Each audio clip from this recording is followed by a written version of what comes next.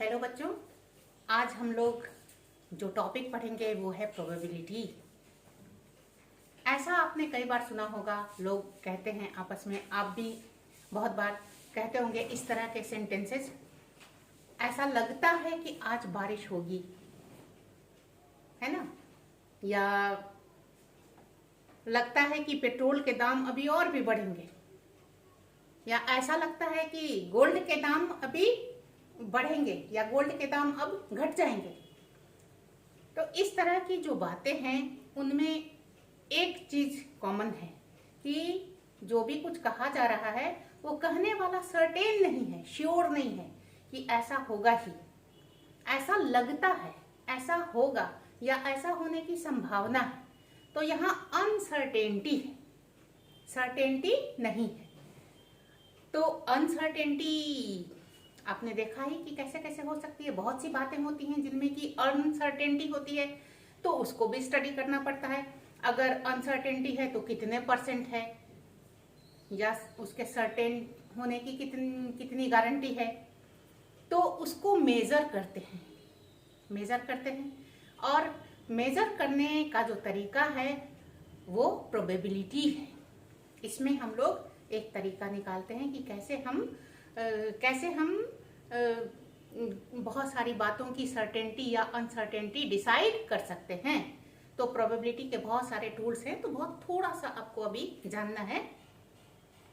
आपने क्लास 9 में भी प्रोबेबिलिटी का चैप्टर पढ़ा है और उसमें इस तरह के सवाल पढ़े हैं, जैसे कि एक कॉइन को 10 बार उछाला गया, तो कॉइन में 2 पार्ट होते हैं, एक हेड का पार्ट और एक टेल का पार्ट। तो 10 बार उछाला गया, 6 बार हेड आया, 4 बार टेल आया, तो हेड आने की प्रोबेबिलिटी क्या हुई और टेल आने की क्या हुई? तो हेड आने की कैसे निकालते हैं कि 10 बार में से 6 बार हेड आया तो 6/10, और टेल 4 बार आया तो 4/10। इस तरह से आपने पढ़ा है।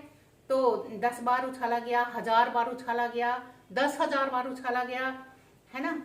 तो जितनी ज्यादा बार उछाला जाएगा, वैसे आप देखिएगा, ऐसे 10 बार उछालेंगे तो हो सकता है 6 और 4 आए, 3 और 7 आए, 2 और 8 आए, या 9 और 1 आए, कुछ भी आ सकता है, चांस की बात है। लेकिन अगर हम उसको थ्रो करने का नंबर बढ़ाते जाएंगे, इंक्रीज करते जाएंगे, 100 बार उछालेंगे, 1000 बार उछालेंगे, 10,000 बार उछालेंगे, तो हम पाएंगे कि जितनी बार हेड आया है और जितनी बार टेल आया है, दोनों की संख्या करीब करीब बराबर है ना? तो आपने जो पढ़ा वो एक्सपेरिमेंटल या एम्पिरिकल प्रोबेबिलिटी कहलाता है, जो एक्सपेरिमेंट्स पर इतनी बार उछाला गया तो ये हुआ, इतनी बार उछाला गया ये हुआ, है ना? तो अब इसको इन एक्सपेरिमेंट्स के थ्रू इसकी थ्योरी बनाई गई, और थ्योरी ये बनाई गई कि जितनी ज्यादा बार उछालेंगे तो ये जो प्रोबेबिलिटी है, ये जो संभावना है आने की, वो हेड या टेल वो बराबर होगी। बहुत लाखों बार उछालेंगे तो, 10 लाख बार उछालेंगे तो इस थ्योरी को लेकर के एक थ्योरेटिकल या क्लासिकल प्रोबेबिलिटी है, जिसको कि अब हमको पढ़ना है। और इसको पढ़ने से पहले हम लोगों को कुछ टर्म्स हैं, उनकी जानकारी होनी चाहिए। तो सबसे पहला टर्म है एक्सपेरिमेंट।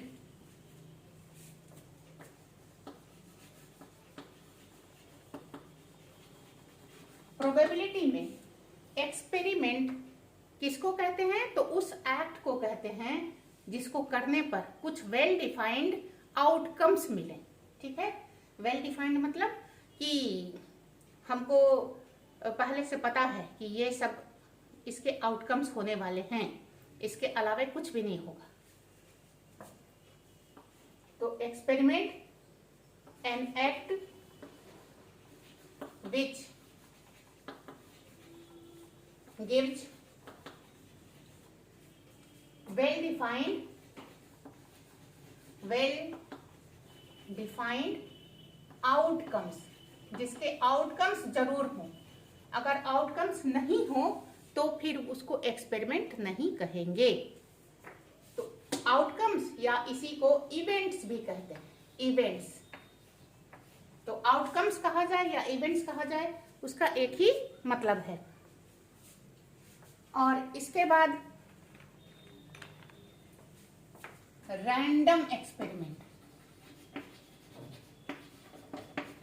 रैंडम एक्सपेरिमेंट इसका क्या मतलब हुआ कि ऐसा एक्सपेरिमेंट जिसका आउटकम क्या क्या हो सकता है ये तो हमको मालूम है, लेकिन एक्चुअल क्या आएगा ये हम पहले से नहीं बता सकते, है ना। तो an experiment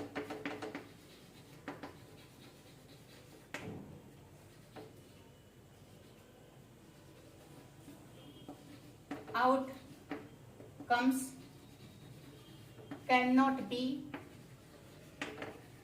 predicted,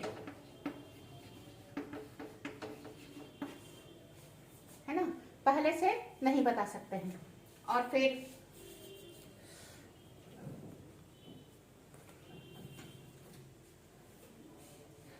equally likely outcomes या इवेंट्स। इक्वली लाइकली मतलब कि जिनके ऐसे आउटकम्स जिनके आने की संभावना बराबर बराबर है। इस आउटकम के भी आने की संभावना उतनी ही है जितनी कि दूसरे आउटकम के आने की संभावना है। The outcomes having equal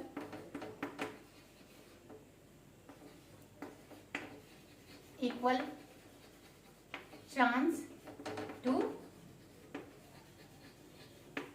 to occur.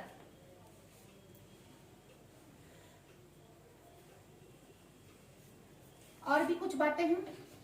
एक होता है श्योर इवेंट, मतलब कि हम बहुत स्पेशल केस में हम श्योर हैं ऐसा ही होगा। अब जैसे कि हम किसी डाइस को उछालते हैं तो आपको पता है कि डाई कैसा होता है, लूडो की जो गोटी होती है वो कैसी होती है, उसके 6 फेस होते हैं, क्यूबिकल होता है, 6 फेस होते हैं और हर एक फेस पर डॉट डॉट बने होते हैं 1 से लेकर के 6 तक, हर एक फेस पर 1 2 3 इस तरह से। तो अगर हम कहें कि जब हम उसको उछालें तो 1 से 6 के बीच में कोई नंबर आए तो ये श्योर है, ऐसा ही होगा। तो इस तरह का आउटकम जो है वो श्योर होता है। एन इवेंट या outcome, an event which is sure to occur. और इसी तरह से इम्पॉसिबल इवेंट, इसका मतलब कि जो हो ही नहीं सकता है। जैसे कि वही डाई के केस में देखिए, अगर कहा जाए कि जब हम उसको उछालें तो 7 अपीयर करे तो 7 उसमें है ही नहीं, तो ये नल या ये इम्पॉसिबल इवेंट हो जाएगा। तो N event which cannot occur,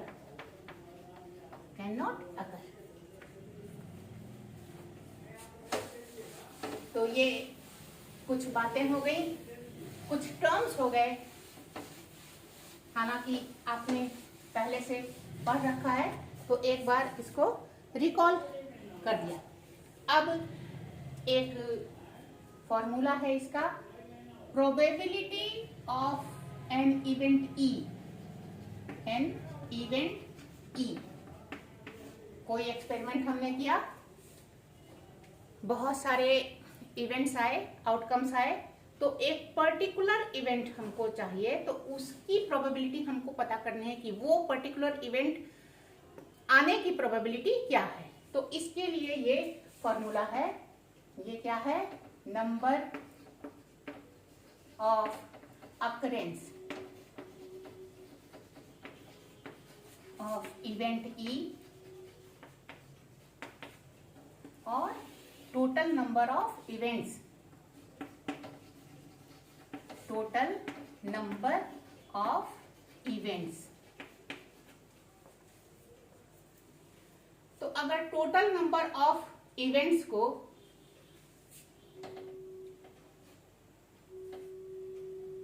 set of all events को अगर हम कैपिटल एस कहते हैं, इसको सैंपल स्पेस भी कहते हैं। सैंपल स्पेस मतलब कि जितना आपका टोटल आउटकम है उन सब का एक हमने सेट बना दिया। और एन एस अगर हम कहें number of members in S, N S, तो टोटल नंबर ऑफ इवेंट्स यही हो जाएगा, टोटल नंबर ऑफ इवेंट्स, ये एन एस हो जाएगा, नंबर ऑफ इवेंट्स। और इसी तरह से अगर ई हमारा फेवरेट इवेंट है, जो हम चाहते हैं वो वाला इवेंट है, तो एन ई क्या हो जाएगा, एन ई हो जाएगा number of favourite events, favourite event, number of occurrence of,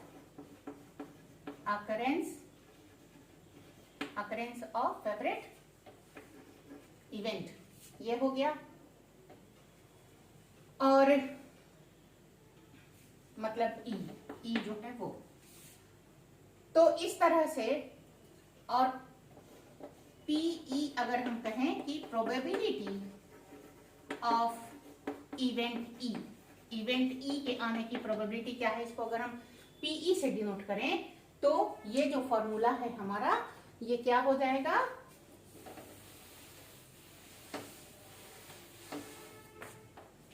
ये हो जाएगा P E equal to N E by N S. जितने हमारे फेवरेबल इवेंट्स हैं वो कितने हैं, उनको डिवाइड किया जाए किससे, टोटल नंबर ऑफ इवेंट से, तो हमको इस इवेंट की प्रोबेबिलिटी पता चलती है कितनी बार हुआ और उसमें हमारे मनपसंद वाला इवेंट कितनी बार आया, है ना। तो ये जो रेशियो है ये उस इवेंट की प्रोबेबिलिटी बताता है। अब ये जो प्रोबेबिलिटी है इसमें एक दो बातें हैं। पहली बात कि ये प्रोबेबिलिटी हमेशा 1 और 0 इसके बीच लाई करती है। क्यों?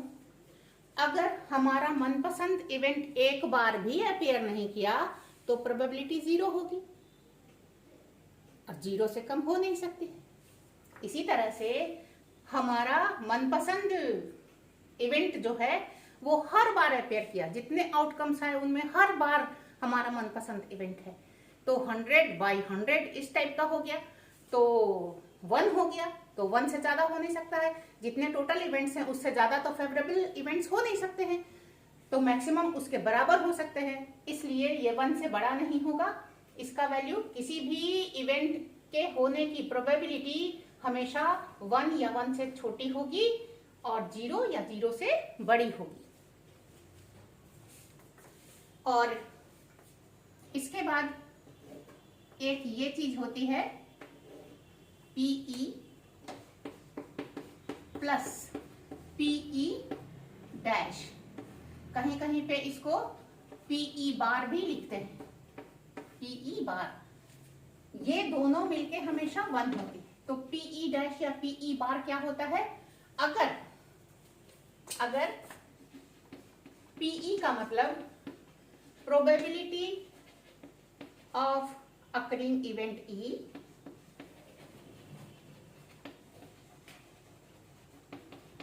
तो पी ई डैश या पी ई बार, इसका मतलब होगा प्रोबेबिलिटी ऑफ नॉट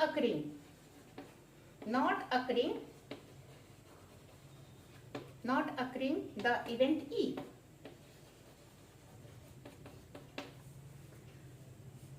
तो कोई इवेंट है, उसकी प्रोबेबिलिटी कुछ निकली, तो 1 में से जितना कम हो जाएगा वो 1 में से ये इतना कम हो गया, जो बचेगा वो क्या बताएगा कि इसके नहीं होने की प्रोबेबिलिटी। जैसे कि फॉर एग्जाम्पल मान लीजिए कि कोई गेम हो रहा है और किसी के जीतने की संभावना 0.8% है, तो उसके हारने की संभावना कितनी है? तो निश्चित है कि 0.2%। क्या करेंगे? 1 minus 0.8, 1 minus probability of winning equal to probability of not winning. ये हो जाएगा पी ई डैश। इस तरह से ये पी ई है तो ये हो जाएगा पी ई डैश, है ना। तो दोनों मिलकर के 1 होंगे। तो ये सब बातें हैं और इसके बाद इन्हीं पर बहुत तरह के सवाल पूछे जाते हैं। सभी तरह के सवालों को हम लोग डिस्कस करेंगे। तो सबसे पहले जो कैटेगरी है वो है कॉइन्स की। तो कॉइन्स को अगर हम उछालें तो सबसे आसान है, एक कॉइन को उछाला गया या 2 को या 3 को। 2 या 3 के सवाल जनरली पूछे जाते हैं, तो तीनों केस हम लोग देख लेते हैं।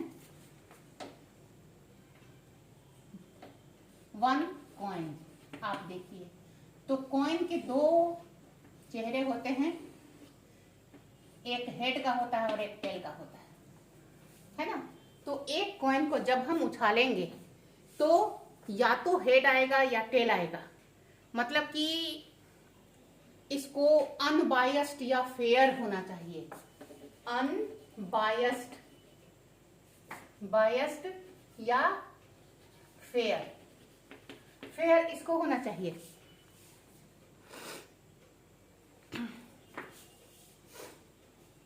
अनबायस्ड या फेयर होना चाहिए। इसका मतलब क्या हुआ कि एक तरफ हेड और दूसरे तरफ टेल होना चाहिए। शोले में जैसा अमिताभ बच्चन जी के पास था सिक्का, वैसा नहीं होना चाहिए कि हमेशा एक ही फेस अपीयर करे। तो वो अनबायस्ड नहीं कहलाता है, वो अनफेयर या बायस्ड कहलाता है। या फिर वो भी केस हम नहीं लेंगे जिसमें कि सिक्का उछालने पे वो जमीन पे सीधे खड़ा हो गया, वो भी अनबायस्ड नहीं है। तो अनबायस्ड का कहने का मतलब यहाँ पर है कि जब भी हम सिक्के को उछालें या तो हेड अपीयर करे या तो टेल अपीयर करे। तो हमको पहले से पता है कि इसके 2 आउटकम्स आएंगे, हेड और टेल। ये क्लियर है। तो ये एक एक्सपेरिमेंट है। तो सैंपल स्पेस क्या क्या हो जाएगा, या तो हेड आएगा या तो टेल आएगा। लेकिन हम पहले से नहीं बता सकते हैं कि हेड आएगा या टेल आएगा, इसलिए आउटकम जो है उसको हम प्रिडिक्ट नहीं कर सकते हैं। तो ये रैंडम एक्सपेरिमेंट का एग्जाम्पल है ना। तो हम लोग जितने भी एग्जाम्पल्स पढ़ेंगे वो सभी रैंडम एक्सपेरिमेंट्स ही होंगे। तो अनबायस्ड होना चाहिए। और इस तरह से अगर हम प्रोबेबिलिटी निकालें हेड आने की, तो 2 है टोटल, आउटकम्स 2 हैं और उसमें हेड एक बार आया है, तो NH बाई NS मतलब 1/2। और इसी तरह से इसका प्रोबेबिलिटी ऑफ टेल, इसका भी सेम होगा। ये भी एक बार अपीयर किया है। टेल कितनी बार आया? एक बार आया। टोटल कितने बार में से? 2 बार में से। इसकी भी 1/2। तो ये सबसे आसान केस है। इसके बाद 2 कॉइन्स का केस देखिए।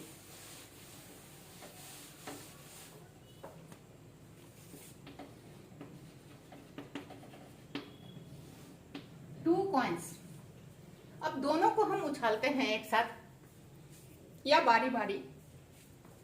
एक बार उछाला, फिर दूसरे को उछाला, या एक साथ उछाला दोनों को। तो क्या क्या हो सकता है? ऐसा हो सकता है कि दोनों पर हेड अपीयर कर गया, है ना। पहले वाले पर भी हेड, दूसरे वाले पर भी हेड, या पहले पर हेड और दूसरे पर टेल, या पहले पर टेल और दूसरे पर हेड, या दोनों पर टेल। यही 4 केस हो सकते हैं, है ना। यही 4 केस हो सकते हैं, इसके अलावा और कुछ भी नहीं हो सकता है। तो सैंपल स्पेस में 4 मेंबर्स हैं। NS हो गया 4, NS हो गया 4। और अब इसमें 3-4 तरह के सवाल हो सकते हैं, जैसे कि एग्जैक्टली 2 हेड, एग्जैक्टली 1 हेड। देखिए इन सबको देखिए, प्रोबेबिलिटी ऑफ एग्जैक्टली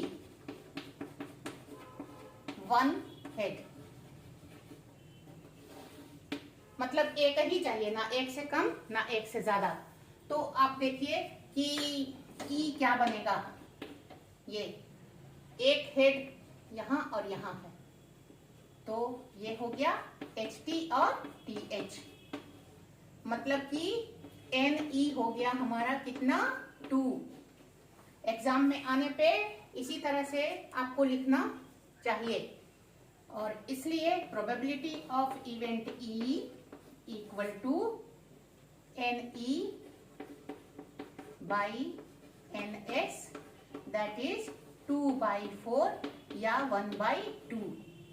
और सेम प्रोबेबिलिटी होगी अगर हम एग्जैक्टली 1 टेल निकालना चाहें। आप करके देख सकते हैं, एग्जैक्टली 1 टेल की भी इतनी ही प्रोबेबिलिटी होगी।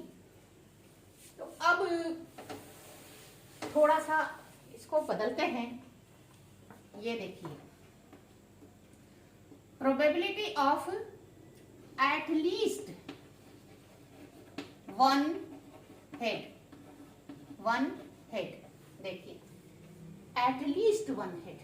एट लीस्ट का मतलब कम से कम एक हेड जरूर आए, एक से कम वाला नहीं चाहिए, एक चाहिए या एक से ज्यादा भी आ सकता है, मतलब कि 1 आए या 2 आए, दोनों केस हमको लेना है।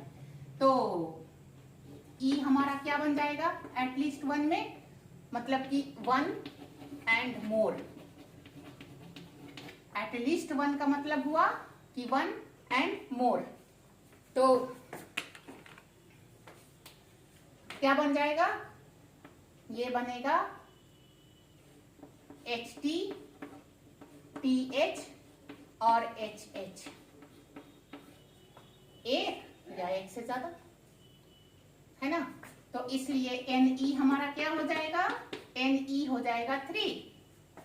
और इसलिए प्रोबेबिलिटी कितनी हो जाएगी 3/4, 3/4। और यही सेम होगा एटलीस्ट 1 टेल के लिए।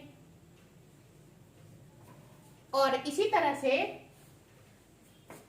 एटलीस्ट 2 हेड्स निकाल सकते हैं, देखिए, और at least 2 tails, at least 2, at most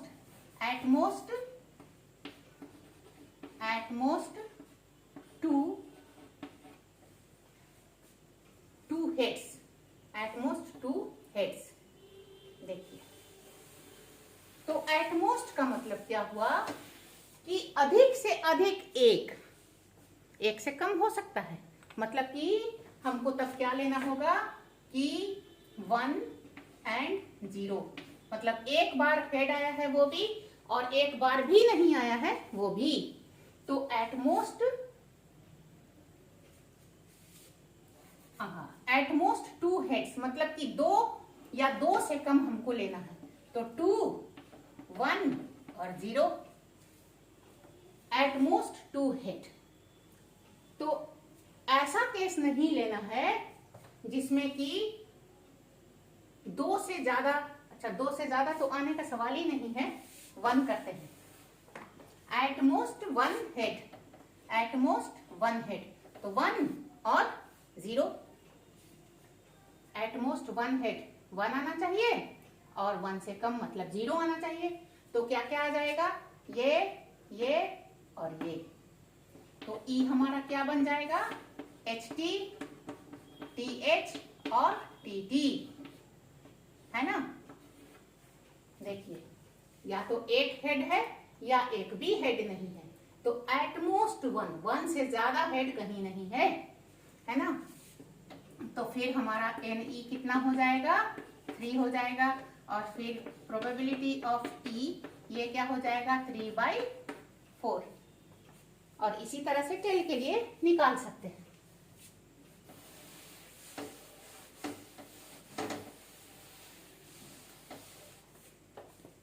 अब 3 कॉइन्स का केस देखिए। 3 कॉइन्स, क्या क्या संभावना हो सकती है। सबसे पहले तीनों पर हेड आ गया, 2 पर हेड आया लेकिन तीसरे पर टेल आ गया, पहले पर हेड आया लेकिन बाकी दोनों पे टेल आ गया, या तीनों ही पे टेल आ गया, कुछ भी हो सकता है ना। और फिर और क्या हो सकता है कि शुरू के दोनों पे हेड आ गया और तीसरे वाले टेल आ गया और तीसरे वाले पर हेड आ गया, या पहले वाले पे टेल आ गया बाकी दोनों पर हेड आ गया। अब क्या बच गया, टी एच टी या एच टी एच। देखिए क्या इसके अलावा और कोई केस हो सकता है। यहां पर आपको एक बात बता दें कि कॉइन के 2 हिस्से होते हैं, हेड और टेल। तो 2 होते हैं और जितने कॉइन्स हम उछालेंगे तो सैंपल स्पेस में उतने मेंबर्स होने चाहिए, 2 पर पावर 3। अगर 2 कॉइन्स उछालेंगे तो 2 पर पावर 2 मतलब 4। अभी आपने देखा 4 केसेस थे, तो यहाँ 2 पर पावर 3 दैट मीन्स 8 केसेस होने चाहिए। देखिए 8 केसेस आपको मिल गए। अगर आपको ये चीज पता है तो अगर आपका कुछ छूट रहा है तो आप उस पर तुरंत ध्यान चला जाएगा कि एक कुछ मिस कर रहा है, तो कौन सा मिस कर रहा है वो आप एडजस्ट करके लिख सकेंगे।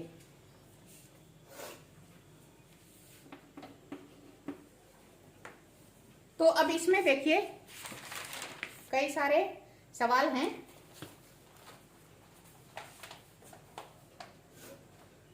Exactly 2 heads, probability of exactly 2 heads. तो एग्जैक्टली 2 हेड मतलब कि ठीक ठीक 2 हेड आया हो, तो ये प्रोबेबिलिटी कितनी हो जाएगी आप गिनिए। ये हमारा फेवरेट आउटकम है ई। तो देखिए ये 8 बार में कितनी बार अपीयर किया है, जहां पर कि एग्जैक्टली 2 बार हेड आया है, 1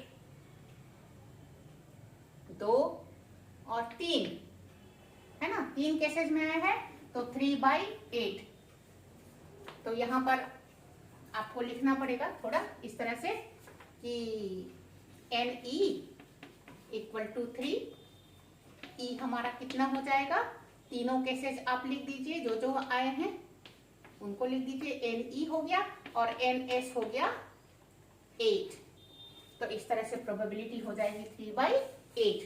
और इसी तरह से अगर एग्जैक्टली 2 टेल्स निकालना हो तब भी इसी तरह से 3/8 प्रोबेबिलिटी होगी।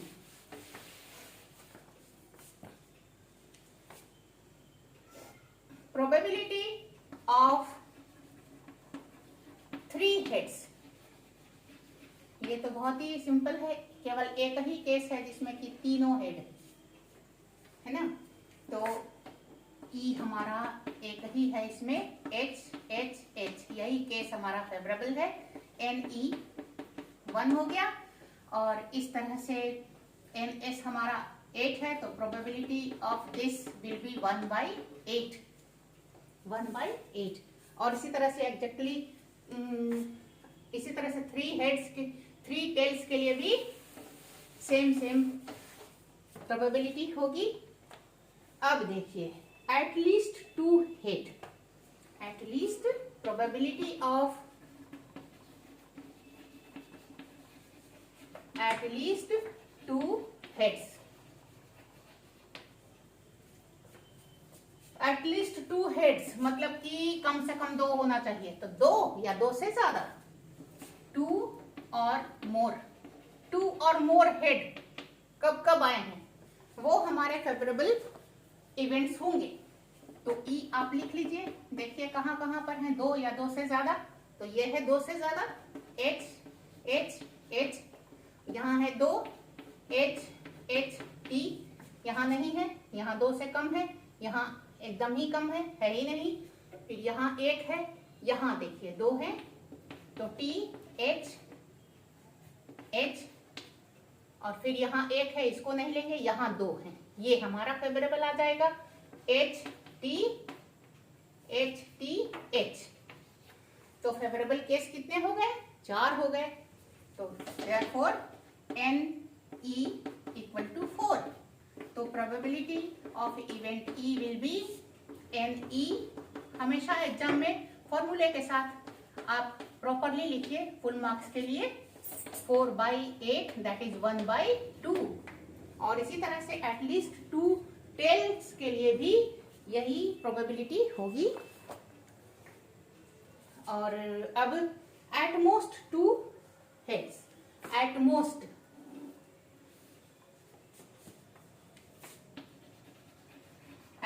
मतलब ज्यादा से ज्यादा 2, मतलब 2 और लेस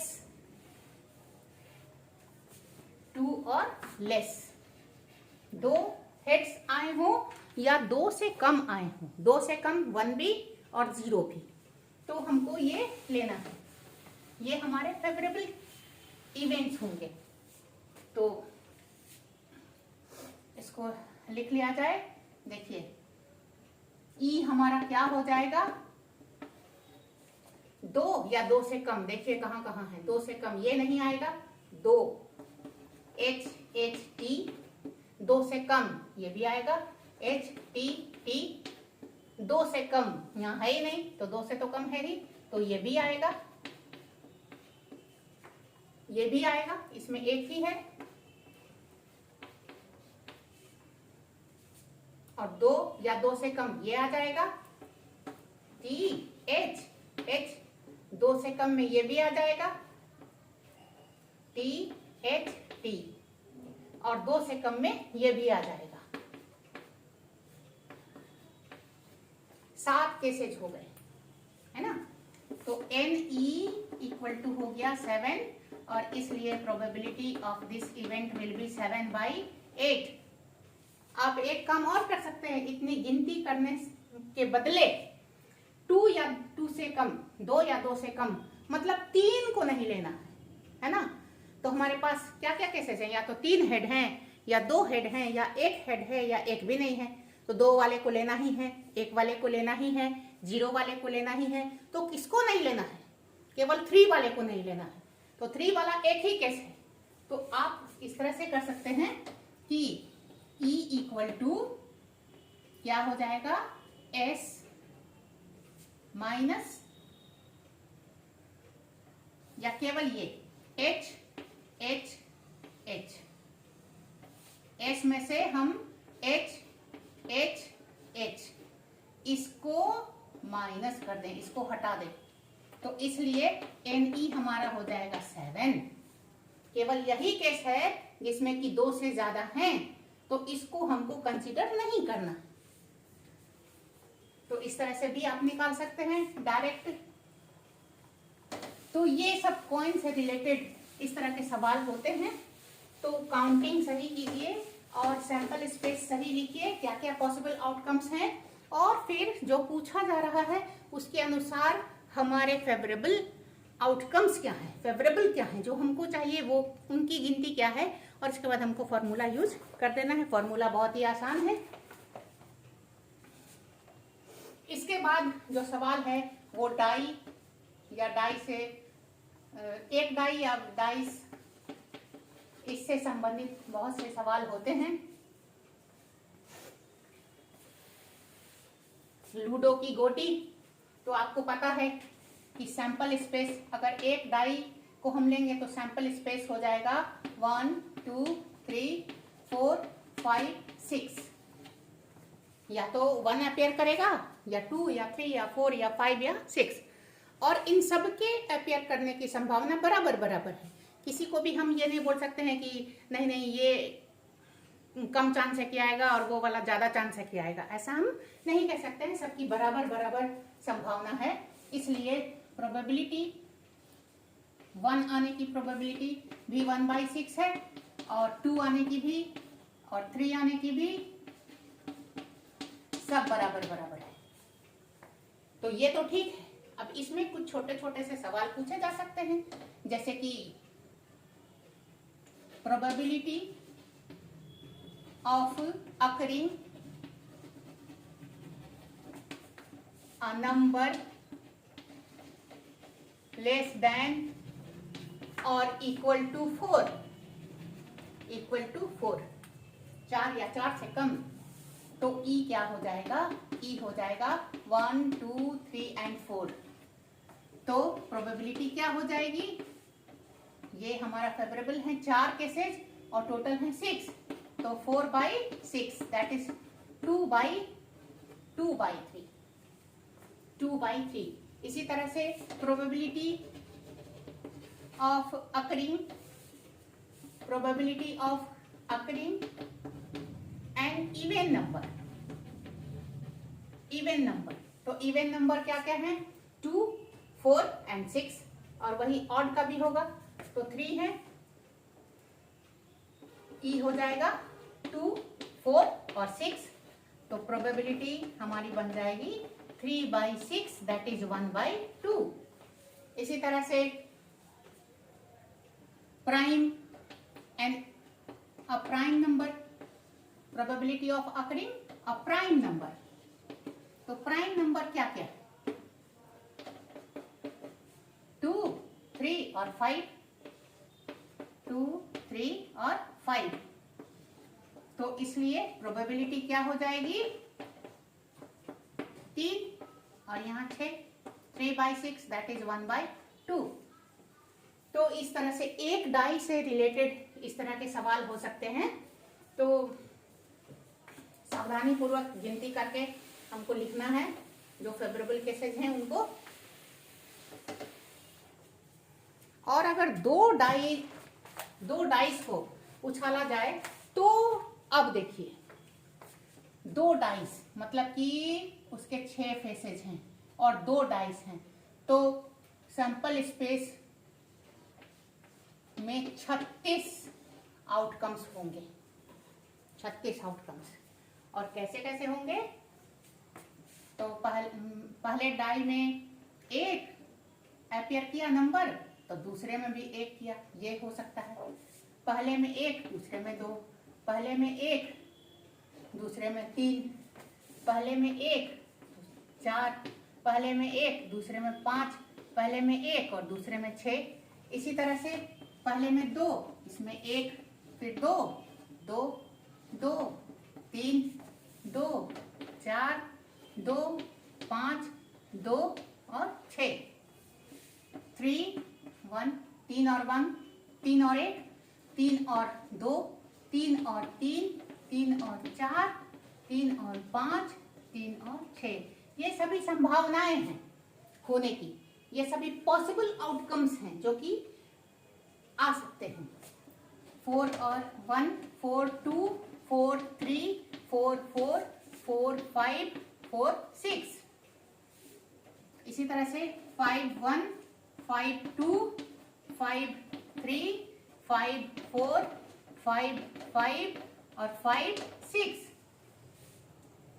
और लास्ट में 6 1 6 2 6 3 6 4 6 5 और 6 6, ये हमारा सैंपल स्पेस बनेगा। अब इस पर ढेर सारे सवाल हो सकते हैं छोटे छोटे, तो जैसे कि दोनों डाइस पर इवन नंबर आए, probability of even number on both dice.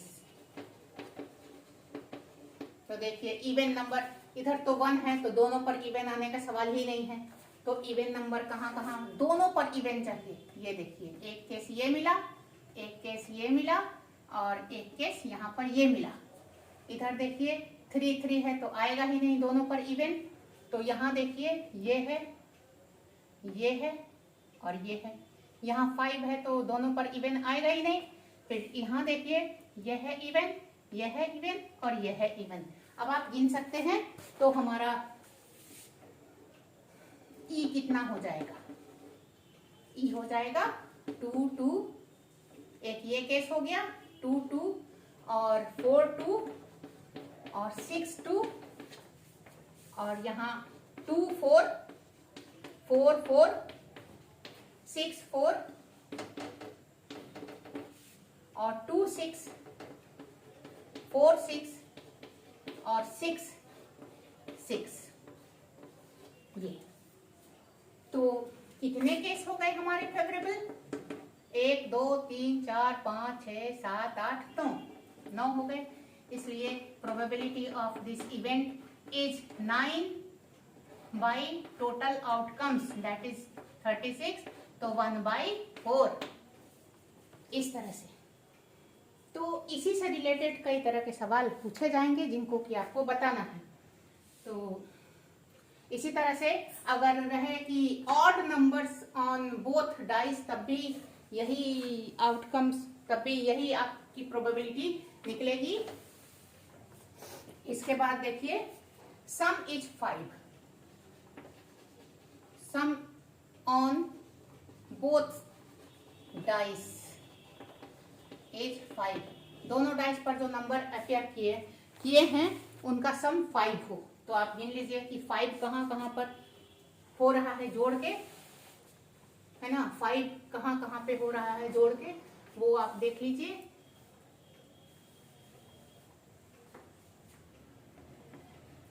Five होना चाहिए एग्जैक्टली। तो 1 ये हुआ, 2 5 होना चाहिए, मतलब 1 ये हो गया, ये 5 हो गया, और यहाँ पर एक ये हो गया 5, और यहाँ पर एक ये हो गया 5, और यहाँ पर एक ये हो गया 5। बस अब तो जो होगा वो या तो 5 से छोटा होगा या तो 5 से बड़ा होगा। तो कुल 4 केसेस हमको मिले, 4 केसेस मिले। तो ई हो गया 1 4 2 3 3 2 और 4 1। तो इसलिए एन ई हो गया 4, और प्रोबेबिलिटी ऑफ ई हो गया 4/36, दैट इज 1/9।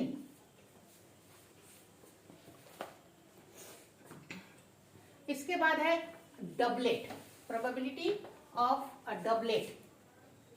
डबलेट का मतलब कि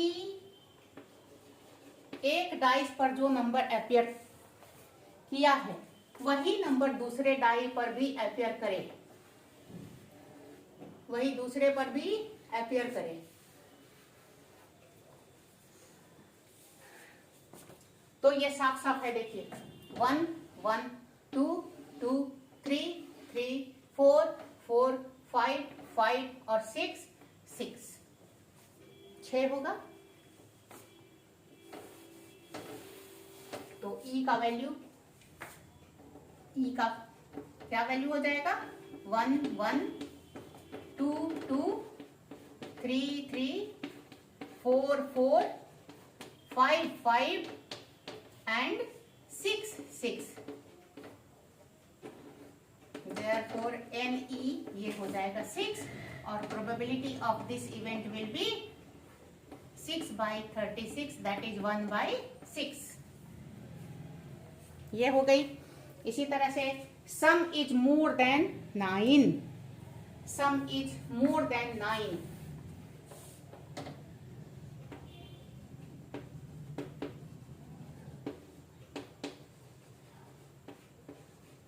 देखिए कब कब सम जो है वो 9 से बड़ा हो रहा है, 9 से बड़ा हो रहा है, कब कब। यहां तक तो है ही नहीं, यहां तक तो है ही नहीं 9 से बड़ा। तो 9 से बड़ा कहाँ आएगा? इसमें भी नहीं, इसमें भी नहीं, इसमें भी नहीं, ये इसमें भी नहीं, ये देखिए ये। और फिर 9 से बड़ा कहाँ आएगा? तो एक ये आएगा, एक ये आएगा, 3 4 5 और 6। तो 6 केसेस हो गए इसमें भी। बस आप इन 6 को लिख दीजिए, और फिर इसी तरह से 6 केस क्या क्या हो गए? ये हो गया 6 4 6 4 इसके बाद 5 5 और 4 6 5 6 4 6 5 6 6 6। और कहीं भी मोर देन 9 देखिए नहीं आएगा, यहाँ तो 8 तक ही खत्म हो रहा है, यहाँ 9 पे खत्म हो रहा है, यहाँ तक देखिए 9 या 9 से छोटा हो रहा है, यहाँ है 9 से बड़ा, ये यहाँ तक 9 ही है, ये है 9 से बड़ा, ये है 9 से बड़ा, और यहाँ तक 9 ही है, फिर ये तीनों है 9 से बड़े। तो इस तरह से 1 2 3 4 5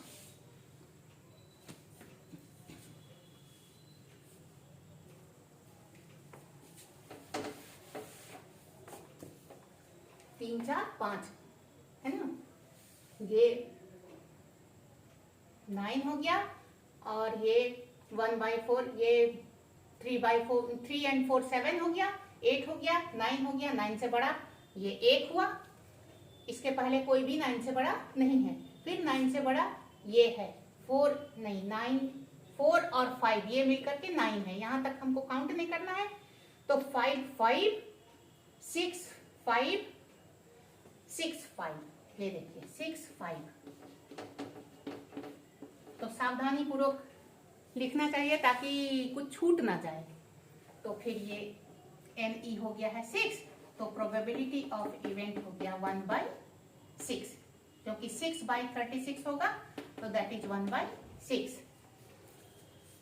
और इसी तरह से ये देखिए सम इज लेस देन और equal to 12, sum is less than और इक्वल टू 12, बताइए बहुत ही बढ़िया है ये,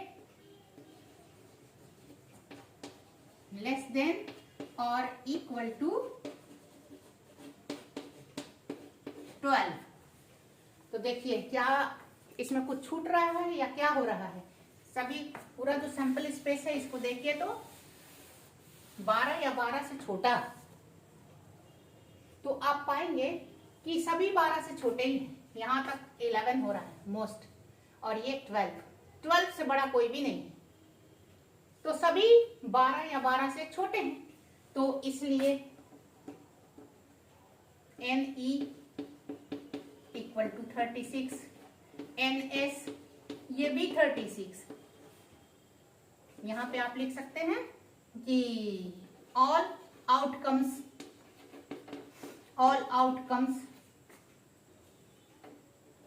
have sum less than or equal to 12। तो इसलिए probability will be 36/36, that is 1। ये श्योर इवेंट का एक एग्जाम्पल है कि ये होना ही होना है।